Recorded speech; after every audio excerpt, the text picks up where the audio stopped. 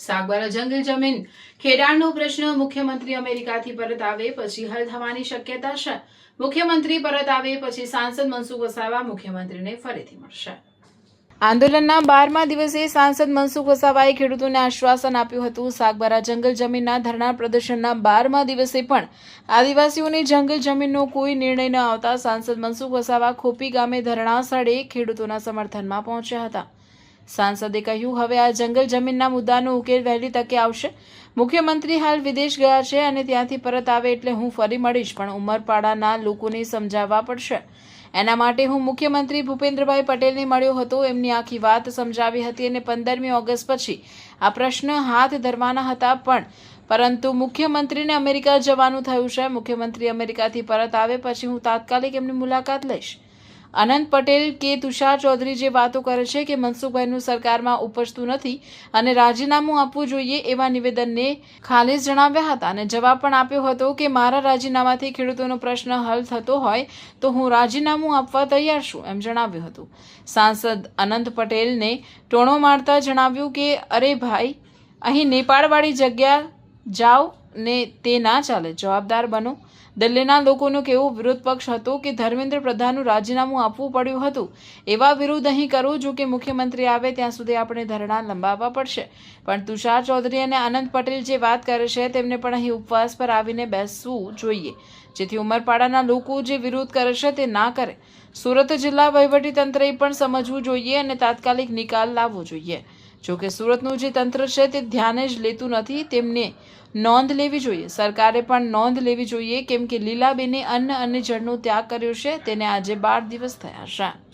આ સાગબારા તાલુકાના જે ખેડૂતો 20 વર્ષથી જંગલની જમીન ખેડે છે, એ જમીન 400-500 એકર જમીન છોડાવી છે ને આટલી મોટી જમીન મળતી હોય તો એમાં પ્લાન્ટેશન કરવા માટે કરોડો રૂપિયાના ખર્ચ અને કરોડો રૂપિયામાં એમને ઘણી બધી ટકાવારી પણ મળે।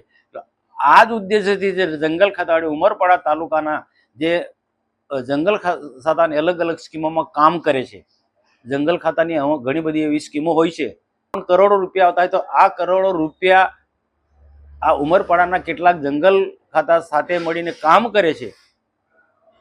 પાડા બંડિંગનું કામ હોય કે પછી પ્રોટેક્શન હોય કે વન તલાડી બનાવવાનો હોય કે ઘણા બધા કામો, તો એ લોકોને હાથો બનાવીને એમને પટાવી ફોસલાવીને એમને ચડાવીને ઉશ્કેર્યા અને સાગબારાના ખેડૂતોને સામે કરી દીધા અને એમે જે ચડાયા છે એમને વન અધિકારીઓએ તો આખો પ્રશ્ન ગૂંચવ્યો છે। એના માટે માનનીય મુખ્યમંત્રી ભૂપેન્દ્રભાઈ પટેલ સાહેબને પણ હું મળ્યો તો એમને પણ આખી વાત સમજ્યા છે અને 15મી ઓગસ્ટ પછી આ પ્રશ્ન હાથ ધરવાના હતા, પણ તાત્કાલિક એમને અમેરિકા જવાનું થયું છે। હમણાં સાહેબ અમેરિકા છે, અમેરિકાથી આવ્યા પછી તાત્કાલિક જ હું મુલાકાત લઈશ અને આ પ્રશ્ન કેમ કરીને ઉકેલવો એ દિશામાં એમની સાથે ચર્ચા કરીશ।